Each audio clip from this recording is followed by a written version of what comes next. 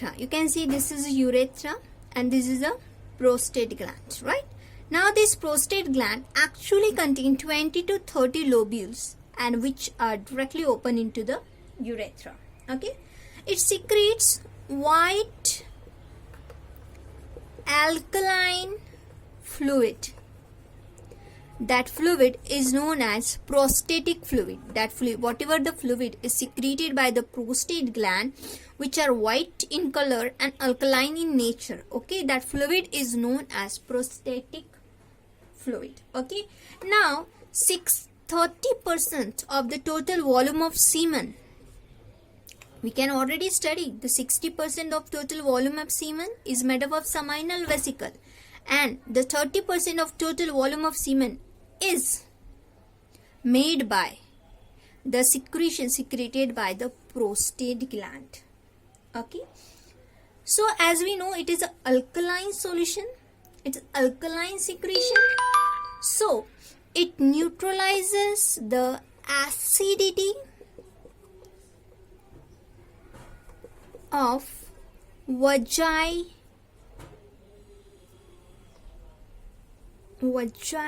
secretion. Okay, so as we know that it secretes the alkaline secretions is secreted by the prostate gland. Okay, so alkalinity of this fluid is neutralizes the acidity, but what? The acidity of vaginal secretion. Okay, now so it maintains the pH 6 to 6.5. Okay, that is a pH.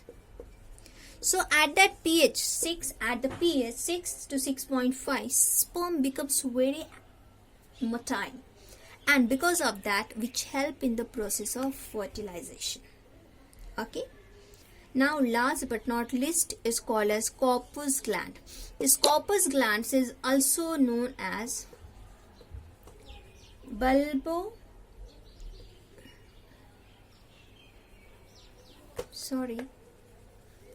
it is known as bulbourethral gland, right?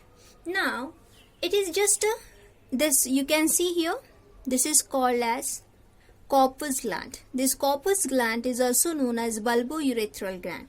It is a pea size in shape. The shape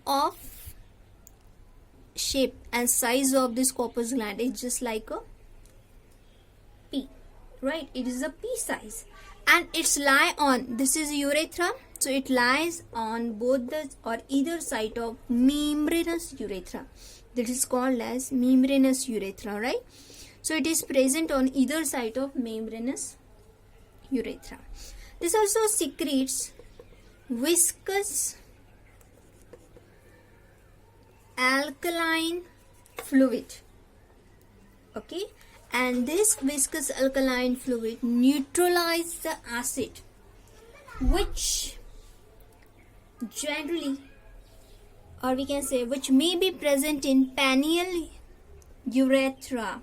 This is called as penile urethra, right?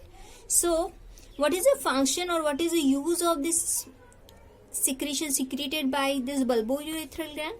As we know that this is very viscous and alkaline in nature, so that alkalinity of fluid which neutralizes the acid that may be present in penile urethra due to the previous urination. Okay, this secretion also lubricate the vagina of a female genital tract at the time of copulation, right? So this is all about the accessory gland. Now we study what is semen. Right? Semen is generally a whitish fluid. It is generally a whitish fluid that containing sperm and rest of the, or we can say that it is a mixture of secretions of other gland, that is called as seminal vesicle, prostate gland,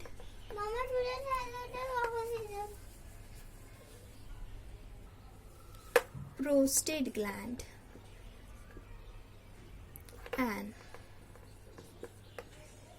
corpus gland. Okay, so semen is nothing but a whitish color fluid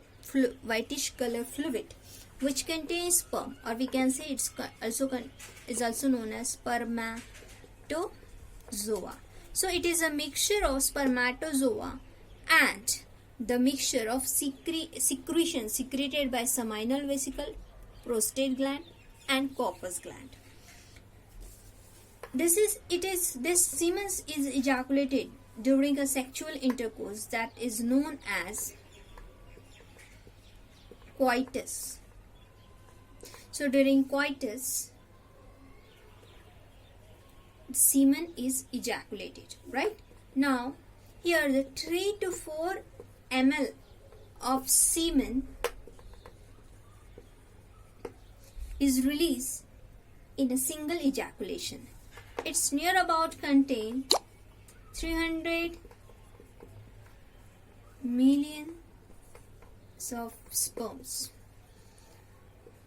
So in single ejaculation, it means that in 3 to 4 ml of semen, 300 millions of sperms are present.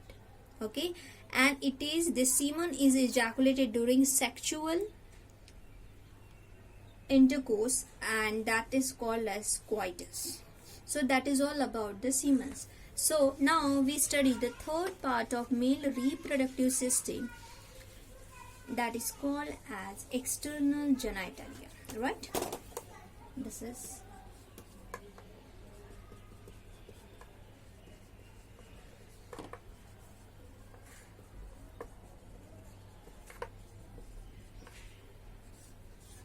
now this external genitalia includes two parts, that is called penis and urethra.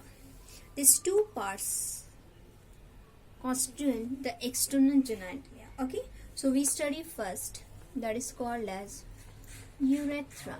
You can see this long tube is arising from the urinary bladder to till this end, that is called as urethra, right? So what exactly the urethra? It is generally the common passage. It is a common passage for the flow of urine and semen. Okay, that's why it is known as urinogenital passage, or it's also known as urinogenital duct.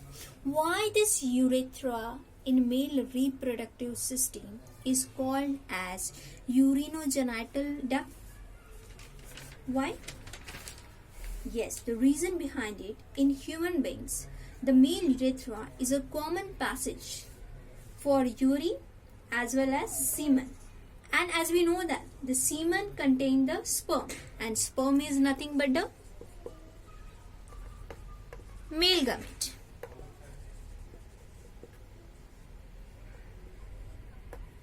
Right? So that's why urethra carries both urine and semen. That's why the urethra in male is known as urinogenital duct. It has in 3 parts. This urethra has 3 parts.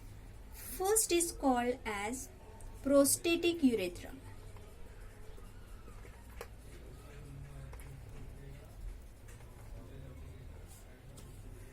Second is called as membranous urethra. And third is called as penile urethra. Okay, so urethra has 3 parts, 1, 2 and 3. The first part is prostatic urethra. You can see the prostate gland is here, right? So the first part is called a prostatic urethra. It is surrounded by prostate gland. You can see this urethra, and this urethra is surrounded by the prostate gland. So that much urethra, this starting from to this, that much urethra is called as prostatic urethra, and it carries only urine. It carries only urine. The second part is called as membranous urethra. You can see it is situated in between. The end of the prostate gland is here, and the root of the penis. Penis is start from here, and prostatic gland. So in between the urethra is there, right? You can see this long tube, that is urethra. This urethra is known as membranous urethra. Understood? So I can say like that, this membranous urethra is situated in between the end of prostate gland and the root of penis. But it carries both urine as well as semen. Okay. Now third and last part of urethra is called as penile urethra. What is itself know that? You can see this urethra also present in penis. Okay. 1 minute.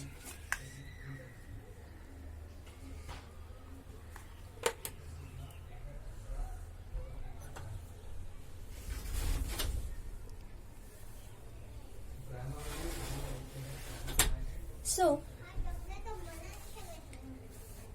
here the third part, the urethra is situated in the penis. They start from here, okay, and to here.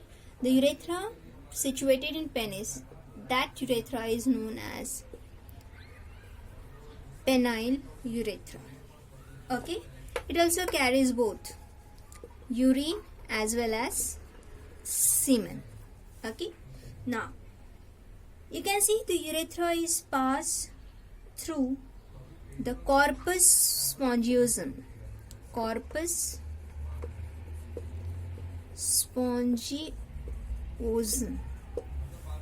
Okay, that's why this is a corpus spongiosum. You can see the enlarged part of the penis, that is called a corpus spongiosum. Okay, so urethra is passed through the corpus spongiosum. That's why this urethra is also known as spongial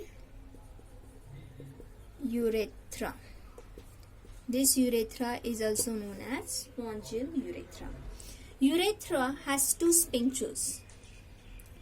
Okay, internal sphincters and external sphincters.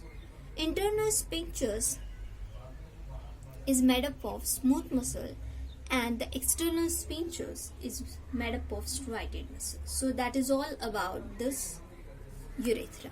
Now we are going to study about penis.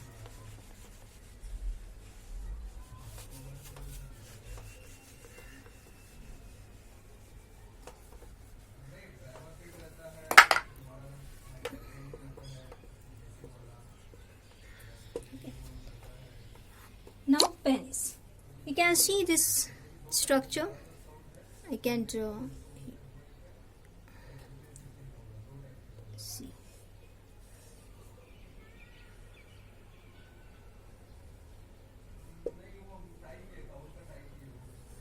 Okay, this is penis. It's very complex. Okay. Now see, this is penis. Okay. So penis is cylindrical. This is cylindrical. It is erectile and pendulous organ present in pubic region in front of the scrotum. You can see this is scrotum, and in front of the scrotum penis is present, right? So penis are cylindrical in shape. These are erectile, and it's a pendulous, just like a pendulum. Okay, it can move. So it is a pendulous organs which is situated in pubic region in front of the scrotum. Generally, penis, it is small and limp. Okay, what do you mean limp? Limp is nothing but a if certain injuries are there, so we are feeling very difficulty to walk it, or we can say the walk with difficulties. Okay, that's called as limb. Or you can say, just say, if you have a leg injury, then you have very difficulty to walk. Okay, that is limb situation. So the penis is generally a small and limp, right? But on sexual arousal it becomes long, very hard, and erect. Erect means stiff, right? Now penis has 3 columns. Here inside the penis has 3 columns of erectile tissues. Okay, erectile tissue. It has in 3 columns. How many columns? It has in 3 columns. So 2 are posterolateral tissues. 2 are posterolateral tissues, and median one is corpus spongiosum. Okay. Now they contain erectile tissue. That erectile tissue is consists of blood sinus. Okay, and that blood sinus helps to flow the blood, and because of that it's making the penis very erect and helping in the process of copulation, right? You can see the tip of this penis. This tip of the penis is known as glans penis, and you can see which is enlarged due to the corpus spongiosum. This portion is called as corpus callosum, and you can see the tip of the penis is present here, and this is called as glans penis, and which is enlarged. Why? Because of this corpus spongiosum, right? You can see this is glans penis is covered by loose retractable folds of skin that is called as prepuce. You can see here that is called as prepuce or foreskin. Okay, so this is all about this penis. Okay, now this is this morphology, or we can say actual the male reproductive system. Now we are going to study about the histology of testing. What exactly it is? Let's see. Now we study the histology of testes, right? So this is one seminal, or we can say seminiferous tubules, right? Now the seminiferous tubules have cuboidal. You can see here.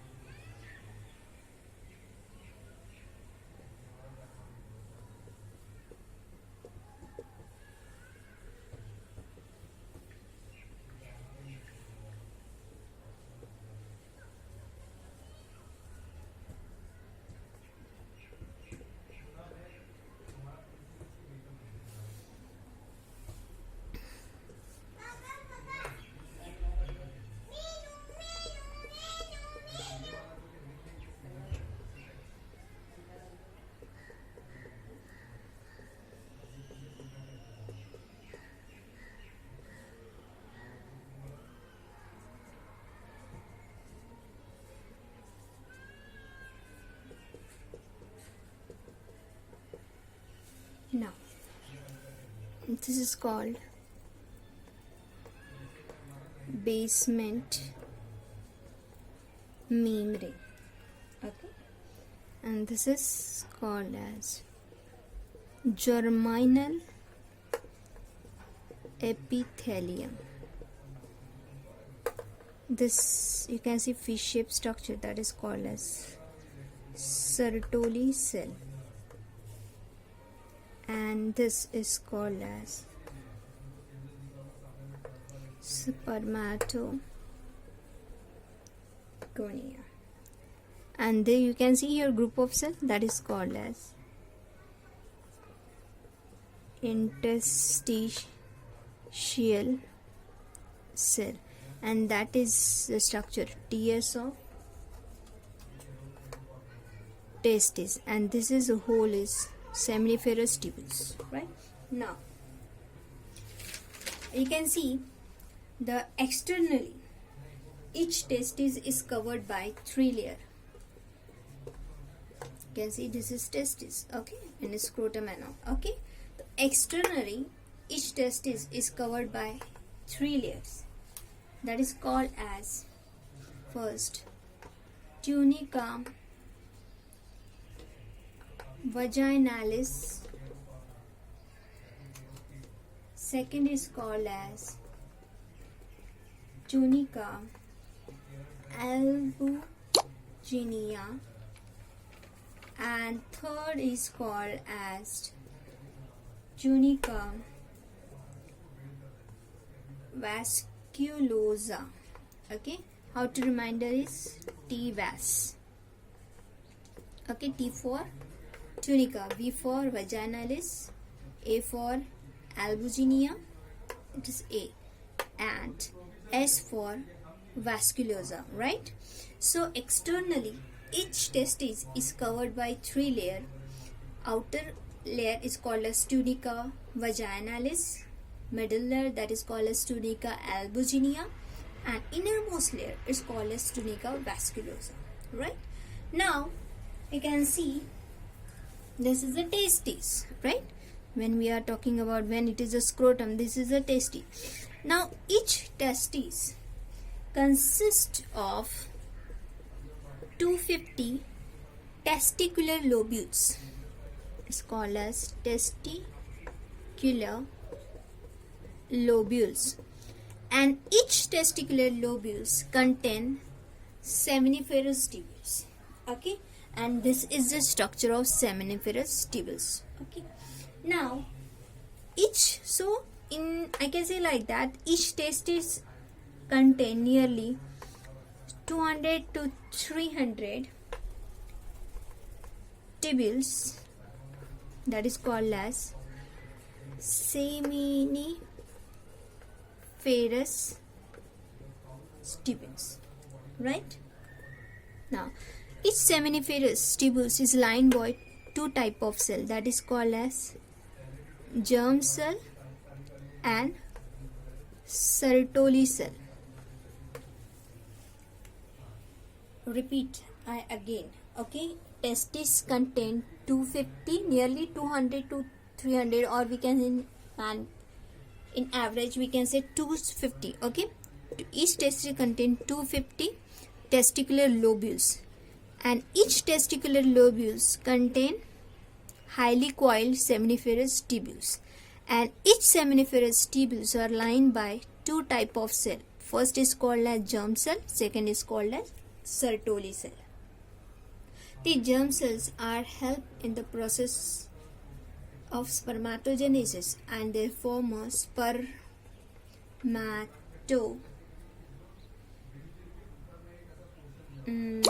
that is called as spermatozoa. Right, so you can see here the seminiferous tubules are lined by the single layer of, this is a cube shape, right? So it is a single layer of cuboidal germinal epithelium, and this cuboidal germinal epithelial cell undergoes process of spermatogenesis. Sperma means sperm, Spermatogenesis means synthesis of sperm. So this cuboidal germinal epithelial cells undergoes in the process of spermatogenesis to form a sperm. Okay, so I can say that in germinal epithelium, the various stages of spermatogenesis occurs, such as first they form a spermatogonia, then second they form a primary spermatocyte, next they form secondary spermatocyte, third they form spermatids, and next to the spermatid is sperms. The process of spermatogenesis is like that. First they form spermatogonia. After spermatogonia they form primary spermatocytes. After primary spermatocyte they form secondary spermatocytes.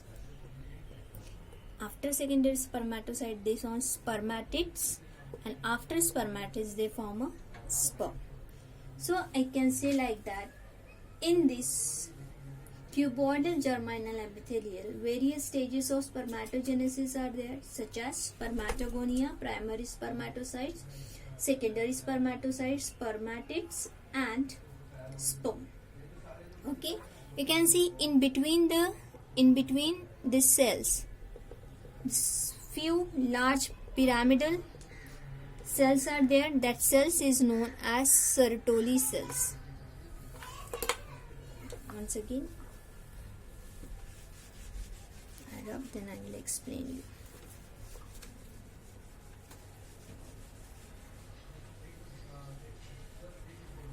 Okay, let's see.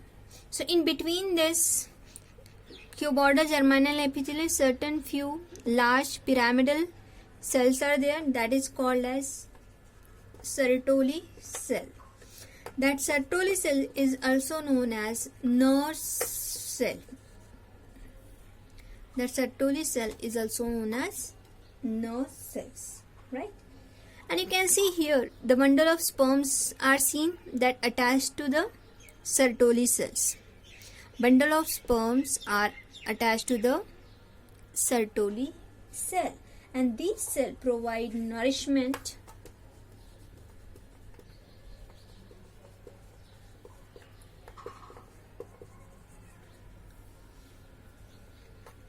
to the sperm till maturation. Okay.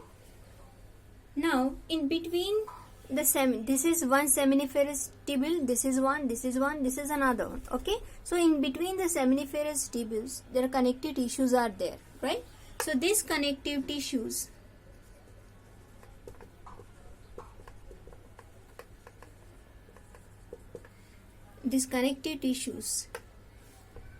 contain blood vessels, lymph vessel, nerves, and you can see here the groups of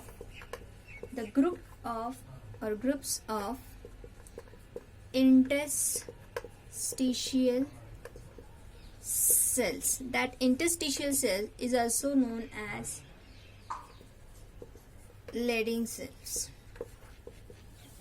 Okay. Now this interstitial or Leydig cells produce hormones that is called as androgen hormones, or this androgen hormone is nothing but the testosterone, and that is hormones is responsible for secondary sexual characters in male. Understood? So this is all about the seminiferous tubules. Histology of testes. One more time I will explain you. Histology, it's nothing but we are going we are going to study about a TS, transverse section of the testes. Okay, this is actually the diagram of that. Okay, basically when externally each testis is covered by 3 layers, that is called as tunica.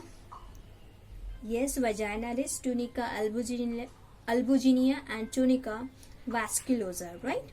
And each testis contain 250 ml of testicular lobules. Each testicular lobules contain seminiferous tubules, right?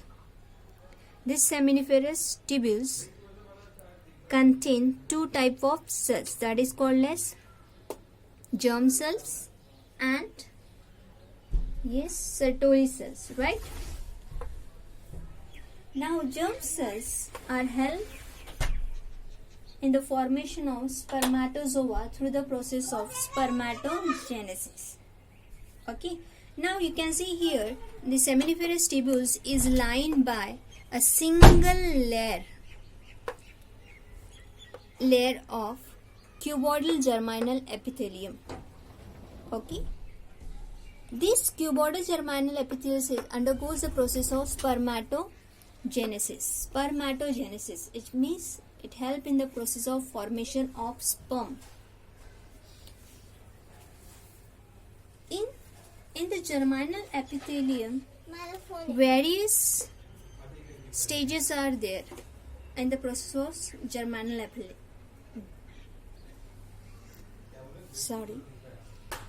I mean to say, in the germinal epithelium, various stages of spermatogenesis are there, that are spermatogonia, primary spermatocytes, secondary spermatocytes, spermatids, and sperms we can see, right? In between this germinal epithelium, you can see the few large pyramidal shaped structured cells, that is called as Sertoli cells and nerve cells. You can see the bunches of these sperms. That bunches of cells are attached to this Sertoli cells, and that cells helps in the nourishment of this sperm. In between the seminiferous tubules, connective tissues are there. That connective tissues contain blood vessels, lymph vessels, group of interstitial cells, and nerves. This interstitial cells is also known as Leydig cells. They secretes a hormone that is called as androgen, and this androgen is nothing but a testosterone, and that is responsible for development of secondary sexual character in male. Thank you. Now we study new terminology that is called as cryptorchidism.